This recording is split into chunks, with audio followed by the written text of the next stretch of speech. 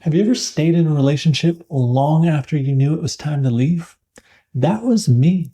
At 29, I walked away from a 7-year relationship that my body had been asking me to leave for years. And it changed my entire life, but not in the way that I expected. In this video, I want to share the story and the 7 lessons it taught me about self-trust, love, and safety. But before I share the first lesson, here's what was really happening beneath the surface. My gut had been whispering, leave, for years, but my mind kept saying, try harder, because on the outside, the relationship looked fine, great, in fact.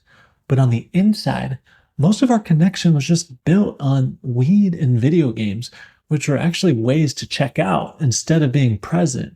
But at the time, I called it comfort, alignment. It was chill. But comfort isn't the same as connection, and it wasn't who I wanted to be deep down. And then there was the fighting, the walking on eggshells, never knowing what might turn into an hours-long argument. My nervous system was on constant alert, and I told myself, this is just what love looks like. Relationships are hard work, right? Lesson 1. Your body knows long before your mind is ready. Because you can rationalize almost anything, but your nervous system doesn't lie. The anxiety, the chest tightness, the mental fog, the depression, those weren't random symptoms. They were signals trying to get my attention if only I would listen. So my body knew the truth long before my mind could tolerate it. And instead of listening, what I tried to do? I tried to outthink it like it was a problem to solve. So I kept shrinking myself, quieting my needs, telling myself that if I just worked harder, love would finally feel safe.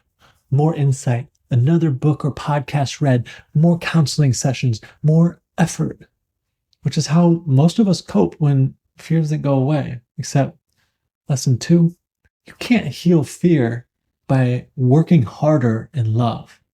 Overfunctioning was my nervous system chasing safety. But you can't regulate a relationship by abandoning yourself. So effort doesn't heal fear.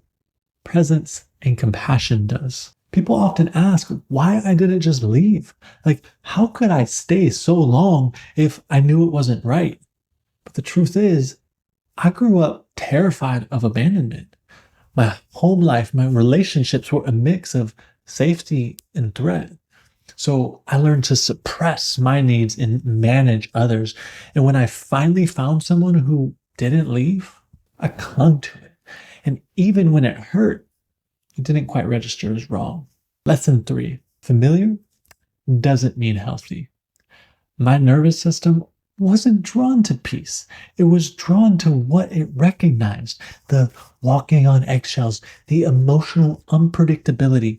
Because when pain feels familiar, peace can feel foreign. And until you heal, your body will often choose what's known over what's nourishing in an attempt to redeem the younger you who was hurt. And I'll never forget the night that everything changed. It was this pivotal moment.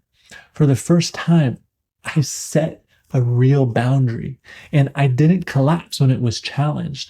I wasn't angry. I wasn't defensive. I was just clear. And when she fought that boundary with everything she had, something landed in my body, right? This isn't going to change. And that was the moment the fog lifted, literally and figuratively. Lesson 4, boundaries reveal the truth.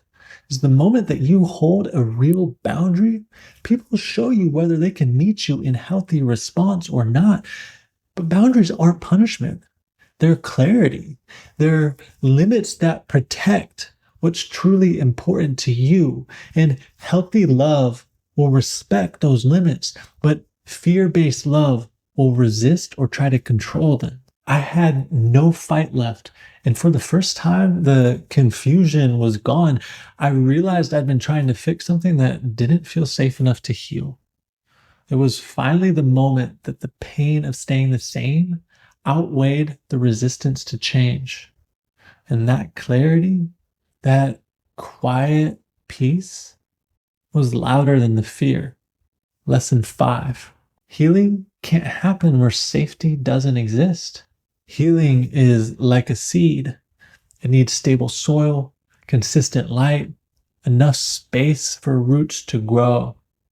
But in that relationship, the ground was constantly disturbed, so of course it could never grow. Then after I left, everything got quieter. And that's when the real work started. Lesson 6. Healing begins when you stop outsourcing love. It's when you learn to be with yourself in the way that you always wanted someone else to be with you. You don't attract secure love by finding the perfect person. You attract it or create it by becoming the safe presence that you always needed. My 30s became a homecoming of sorts. I dove into nervous system work, internal family systems, and inner child healing. And I stopped trying to attract someone or find the one, and instead focused on feeling safe inside my own body. And when I truly surrendered to this, I kid you not, almost immediately, I met someone who could love the real me, all of me. And not because I was fixed, but because I was honest. And most importantly, I learned how to love myself without disappearing, without sacrificing my authenticity for attachment. Lesson 7. Not every relationship is meant to last, but every relationship is meant to be. They all have something to teach you. So if you're scared to leave or you're scared to stay, you're not broken and you're not behind. You're right where you need to be. And this confusion isn't permanent. Sometimes clarity doesn't come from thinking harder. It comes from listening deeper. I'm Travis, a trauma-informed relationship coach. This channel is where we slow down, regulate the nervous system, and rebuild self-trust so that secure love becomes possible from the inside out. If this resonated, you're in the right place. Make sure to hit that subscribe button and stay with me. It's just the beginning.